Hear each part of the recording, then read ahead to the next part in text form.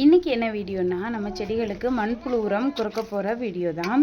ரொம்ப நாளைக்கு முன்னாடியே இந்த மண்புழு உரங்களாக வாங்கி வச்சாச்சு. ஆனால் வந்து நிழலில் தான் வச்சுருந்தோம். நம்ம மண்புழு உரம் ஸ்டோர் பண்ணுறப்ப நிழலில் வச்சோம்னா அதில் உள்ள உரத்தோட தன்மைக்கு வந்து எந்த மாறுபாடும் இல்லாமல் உரம் நல்லபடியாகவே இருக்கும். ஸோ எல்லா செடிகளுக்கும் ஒவ்வொரு ஒவ்வொரு மக்கு வந்து மண்புழு உரம் கொடுக்க போகிறோம். அதை தவிர மண் கம்மியாக இருக்கிற செடிகளுக்கு எல்லாமே கொஞ்சம் கொஞ்சம் மண் போட போகிறோம். இதெல்லாமே வந்து சம்மருக்கு முன்னாடி எடுக்க வேண்டிய நடவடிக்கை அப்படின்னு கூட வச்சிடலாம்.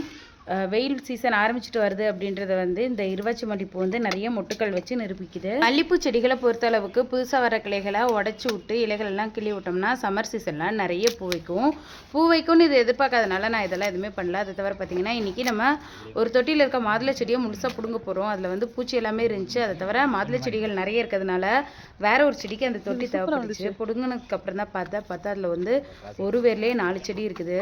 இருந்தாலும் பரவாயில்ல, இதில் வெள்ளைப்பூச்சி எல்லாம் நிறைய இருக்குன்னு சொல்லிட்டு இந்த செடியை எடுத்தாச்சு. இன்னொரு வீடியோவில் பார்க்கலாம்.